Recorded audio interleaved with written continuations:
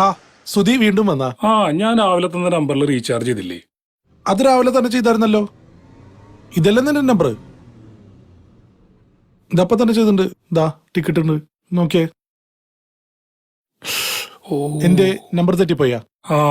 അവസാനം 12:39 പക്ഷെ 39:12 എഴുതി. സുധിനല്ലേ എഴുതി തന്നെ? ശരി, ഇനിയിപ്പോ എന്താ ചെയ്യാ? പൈസ തിരിച്ചിട്ടില്ലൊക്കെ കണക്ക് തന്നെ. ആ കറണ്ട് ബില്ല് അടയ്ക്കാനുള്ള പൈസ എടുത്ത മൊബൈൽ കയറ്റിയത് അതിപ്പോ ഇങ്ങനെയായി. എന്നാ ഒരു കാര്യം ചെയ്യ്, ആ തെറ്റി റീചാർജ് ചെയ്ത നമ്പറിലേക്ക് ഒന്ന് വിളിച്ചു നോക്ക്. നല്ല ആൾക്കാരാണെങ്കിൽ തിരിച്ച് റീചാർജ് ചെയ്ത് തരും. ആശ്വാസായി. അത് ശരിയാ, മര്യാദക്കാരാണെങ്കിൽ തിരിച്ച് റീചാർജ് ചെയ്ത് തരും.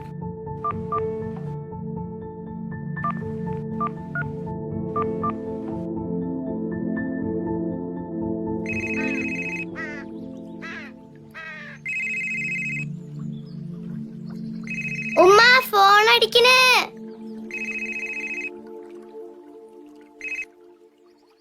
ഹലോ.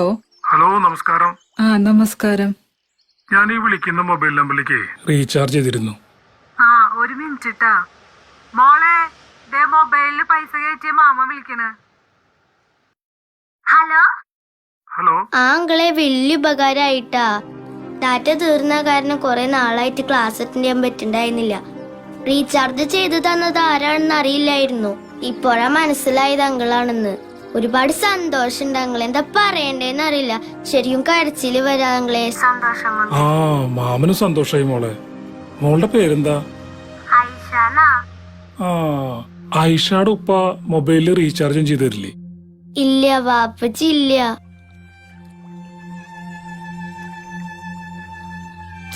3 വർഷമായി മരിച്ചിട്ട്.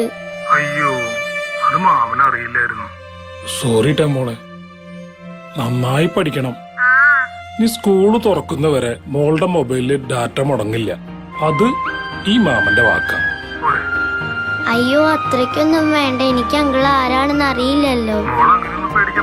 അത്യാവശ്യ ഘട്ടങ്ങളിൽ സഹായിക്കാനേ മനുഷ്യന്മാര് തമ്മിൽ അറിയണമെന്നില്ല മോളെ. എന്നാ ശരി, മോള് വെച്ചോ. ശരിക്കും ഇപ്പോഴാണ് ഒരു ആശ്വാസമായത്. എന്റെ മനസ്സൊന്ന് തെളിഞ്ഞു. കയ്യിൽ ഒരുപാട് പൈസ വന്നിട്ട് മറ്റുള്ളവരെ സഹായിക്കാന്ന് വെച്ചാൽ ഒന്നും നടക്കൂല. ഉള്ളോണ്ട് ചെയ്യാം, അത്ര തന്നെ. ഗ്രാൻഡായി സുധി, നിന്നെ സമ്മതിച്ചു. നന്നായി, നല്ല കാര്യം.